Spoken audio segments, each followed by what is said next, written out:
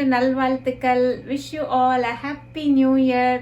எல்லாருக்கும் இந்த வருஷம் நல்லதே நடக்கணும், நல்ல செயல்கள் நம்ம செய்வோம், நல்லதே சிந்திப்போம். ஸோ இந்த வருஷம் நல்லபடியாக எல்லாருக்கும் அமையணும்னு நான் சாமியை கும்பிட்டுக்கிறேன். நீங்களும் நிறைய கோல் செட் பண்ணியிருப்பீங்க. நான் இந்த வருஷம் என்ன கோல் செட் பண்ணியிருக்கேன் அப்படின்னா, ஒரு நான் ப்ராஃபிட் ஆர்கனைசேஷனுக்கு டொனேட் பண்ணணும் அப்படின்னு முடிவு பண்ணியிருக்கேன். அந்த நான் ப்ராஃபிட் ஆர்கனைசேஷனோட பேர் EKAL. ஸோ EKALங்கிற ஆர்கனைசேஷன் இந்தியாவில் ரூரல் ஏரியாஸ், அதாவது ரொம்ப கிராமத்தில் இருக்கிற மக்களுக்கு, அவங்களோட குழந்தைங்களுக்கு படிப்பு சொல்லிக் கொடுக்குறாங்க, கைத்தொழில் சொல்லிக் கொடுக்குறாங்க. ஸோ ஒரு ஸ்கூல் ரன் பண்ணுறதுக்கு அவங்களுக்கு $365 தேவைப்படுது. அது எப்படின்னா, நமக்கு ஒரு நாளுக்கு $1 நாங்கள் டொனேட் பண்ணணும். அதே மாதிரி 365 days நாங்கள் சேர்த்து வச்சோம்னா நாங்கள் ஒரு ஸ்கூலுக்கு தாராளமாக நம்ம டொனேட் பண்ண முடியும். ஸோ நான் அந்த ஆர்கனைசேஷன் தான் நாங்கள் இந்த வருஷம் செலக்ட் பண்ணியிருக்கேன். ஏன்னா யாருக்கு நம்ம படிப்பு சொல்லி கொடுத்துருக்கோமோ அவங்களோட குடும்பமே சந்தோஷமாக இருக்கும். ஒரு குழந்தைக்கு படிப்பு இருந்துச்சுன்னா அந்த குடும்பமே நல்லா வரும். அதனால நான் இந்த தடவை ஃபோக்கஸ் பண்ணுறது எஜுகேஷனுக்கு சப்போர்ட் பண்ணணும் அப்படின்னு. ஸோ என் பசங்க கிட்ட சொல்லியிருக்கேன், எப்பப்பெல்லாம் அவங்களால முடியுதோ அப்போல்லாம் அந்த EKAL பாக்ஸில் டொனேட் பண்ணணும் அப்படின்னு. நாங்கள் எங்கள் வீட்டில் ஏதாவது ஒரு நல்ல காரியம் பண்ணணும், ஏதாவது ஒரு இம்பார்ட்டண்ட் ஒர்க் பண்ணணும்னா சாமி கும்பிட்டுட்டு சாமி தட்டில் நாங்கள் கொஞ்சம் காசு வைப்போம். ஸோ அதை இவென்ச்சுவலி கோயில் போகும்போது உண்டியலில் போட்டுருவோம். இந்த வருஷம், அதாவது 2020 நாங்கள் அதே மாதிரி சேர்த்து வச்சுருந்த காசெல்லாம் சாமிக்கிட்ட இருந்தது. ஸோ நாங்கள் அந்த எல்லா கேஷையும் இந்த வருஷம் அந்த EKAL அப்படிங்கிற ஆர்கனைசேஷனுக்கு கொடுக்கலான்னு டிசைட் பண்ணியிருக்கோம். ஸோ ஃபஸ்ட்டு டொனேஷனாக நாங்கள் அதை தான் அந்த பாக்ஸில் எடுத்து வச்சுருக்கோம். இன்னும் $365 சேர்க்கணும். அது சேர்த்த உடனே நாங்கள் அந்த ஸ்கூலுக்கு டொனேட் பண்ண போகிறோம்.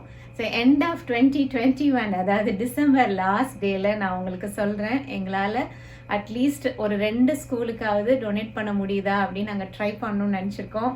ஸோ ஹோப்ஃபுல்லி நாங்கள் அது பண்ணுவோம். நீங்களும் உங்களால் முடிஞ்ச அளவுக்கு இந்த மாதிரி ஏதாவது ஒரு நான் ப்ராஃபிட் ஆர்கனைசேஷனுக்கு ஹெல்ப் பண்ண ட்ரை பண்ணுங்கள். ஸோ தட் நம்ம எல்லாரும் சப்போர்ட்டாக இருக்கணும்.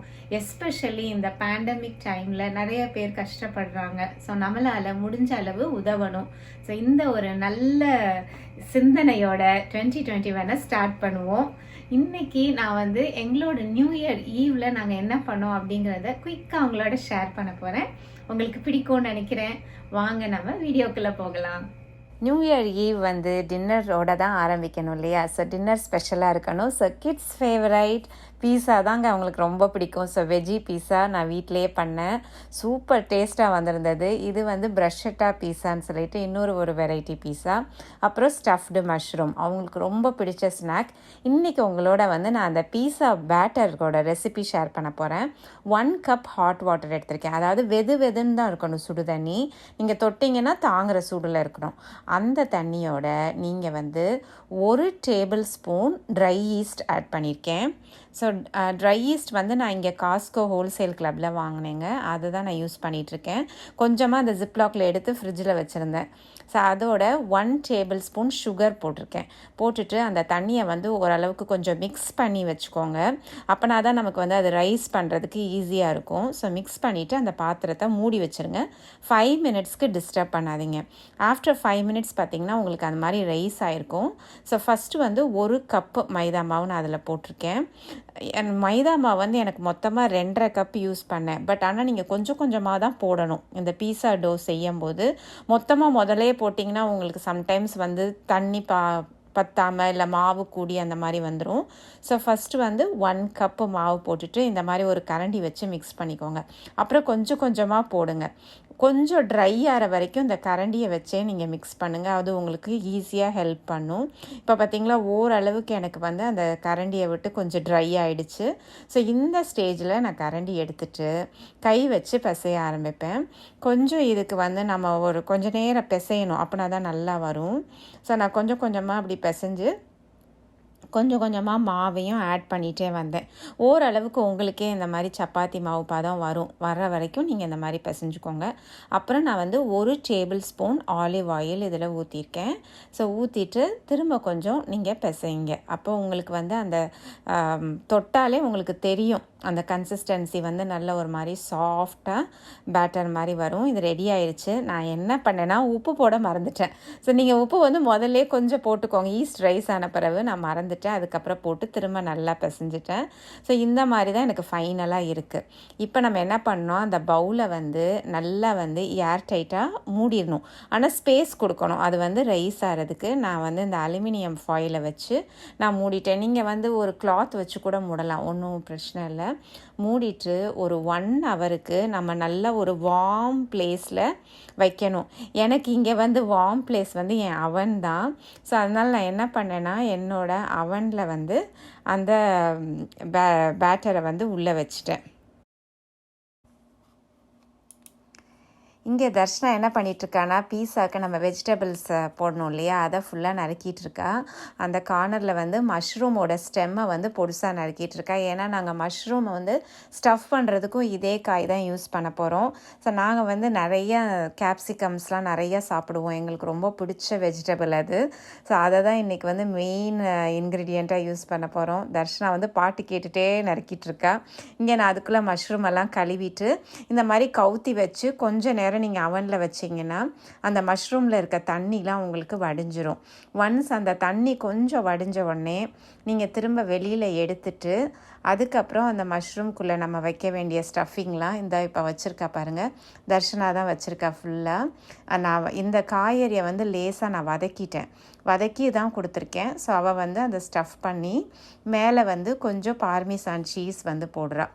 ஸோ அது வந்து ரொம்ப டேஸ்ட்டாக இருக்கும். நமக்கு வந்து இந்த அப்பிடைசர் மாதிரி இருக்கிறதுக்கு ஃபில்லிங்காக இருக்கும். ஸோ இந்த மாதிரி நீங்கள் வச்சிடணும் அவனில். நான் அவனில் அதை வச்சுட்டேன். மீன்வைல் நமக்கு வந்து 1 ஹவர் ஆயிடுச்சு. இப்போ நம்ம பீஸா பேட்டர் வந்து எவ்வளோ ரைஸ் ஆயிருக்குன்னு பாருங்கள். அதை ஓப்பன் பண்ணிங்கன்னா உங்களுக்கு தெரியும். நல்லா வந்து ஃபுல்லாக கும்முன்னு ரைஸ் ஆகிருக்கும். பார்த்திங்களா எப்படி இருக்குது அப்படின்னு. நம்ம இவ்வளோண்டா வச்சோம்ல. ஸோ 1 ஹவருக்கு எனக்கு இது மாதிரி ரைஸ் ஆகிருக்கு. இப்போ நீங்கள் அது மாதிரி பஞ்ச் பண்ணிங்கன்னா அப்படி உள்ளே போகணும். இதுதான் வந்து உங்களுக்கு கரெக்ட் கன்சிஸ்டன்சி. இப்படி நீங்கள் பண்ணிங்கன்னா உங்கள் பீஸா வந்து சூப்பர் சாஃப்டாக இருக்குங்க. ரொம்ப டேஸ்ட்டாக இருக்கும். இப்போ பார்த்தீங்களா இப்படி எடுக்கிறதுக்கே உங்களுக்கு வரும். நான் இதில் வந்து 3 பீஸா பண்ண முடியும் எனக்கு.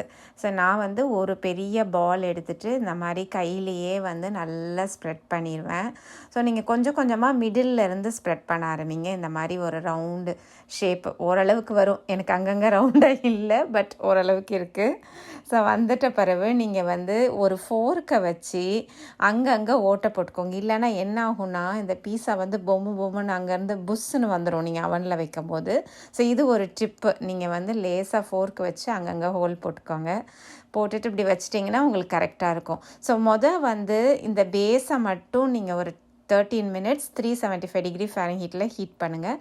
அதுக்கப்புறம் நான் வந்து பீஸா சாஸு, சீஸு, காய்கறிலாம் வச்சுருக்கேன். ஸோ இந்த வந்து எங்களோட வெஜ்ஜி பீஸா. இந்த சைடில் இருக்கிறது வந்து ப்ரஷட்டா பீஸா ரெசிபி உங்களுக்கு இன்னொரு வீடியோவில் தனியாக உங்களுக்கு சொல்கிறேன். ஸோ எங்களோட டின்னர் வந்து ரெடி ஆயிடுச்சு. டின்னர் முடிச்சுட்டு அடுத்து வந்து வாட்சிங் நியூயார்க் பால் ட்ராப் பாருங்கள். லாஸ்ட்டு 1/2 hour இருக்கும் போது நான் இந்த வீடியோ எடுத்தேன். ஸோ நாங்கள் வந்து போர்ட் கேம் விளாண்டோம். ஸோ சீக்வன்ஸ் வந்து எங்களோட ஃபேவரட் கேமு. இது ரொம்ப இன்ட்ரெஸ்டிங்காக இருக்கும். நாங்கள் வந்து 2 பசங்க ஒரு டீமு, நானும் வெங்கடேஷும் ஒரு டீமு. ஸோ இன்ட்ரெஸ்டிங்காக விளையாண்டுட்டு இருந்தோம்.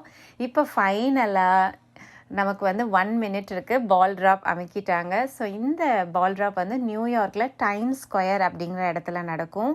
இது ரொம்ப ஃபேமஸான பிளேஸு. நிறைய க்ரௌட் இருக்கும். இந்த தடவை கோவிட்னால கொஞ்சம் ரெஸ்ட்ரிக்ஷன்ஸ் இருக்குது. இப்போ பாருங்கள், ஃபைனல் 30 seconds ஆஃப் 2020 எங்களுக்கு இங்கே.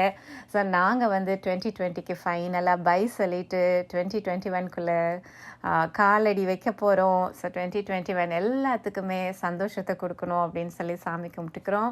Happy new year to all. பாருங்கள் 2021 வந்துருச்சு. ஸோ எங்கள் ஃபேமிலி மெம்பர்ஸ் எல்லாத்துக்கும் விஷ் பண்ணோம். அதுக்கப்புறம் நாங்கள் சாமி கும்பிட்டோம். ஸோ 2021 ஃபஸ்ட்டு வந்து நம்ம எல்லாருமே ஆரோக்கியமாக இருக்கணும், சந்தோஷமாக இருக்கணும், நிறையா பேருக்கு நல்லது செய்யணும் அப்படின்னு தான் நான் வேண்டிக்கிட்டேன். ஸோ என்னோடய வியூவர்ஸ், என்னோடய சப்ஸ்கிரைபர்ஸ் எல்லாத்துக்குமே ஹாப்பி நியூ இயர். எல்லாருக்கும் இந்த வீடியோ பிடிச்சிருக்குன்னு நினைக்கிறேன். Once again happy new year to you all. எல்லோரும் ஹாப்பியாக இருங்க. நான் இன்னொரு ஒரு நல்ல இன்ட்ரெஸ்டிங் வீடியோவில் உங்களை மீட் பண்ணுறேன். Until then, stay happy, enjoy your life, bye.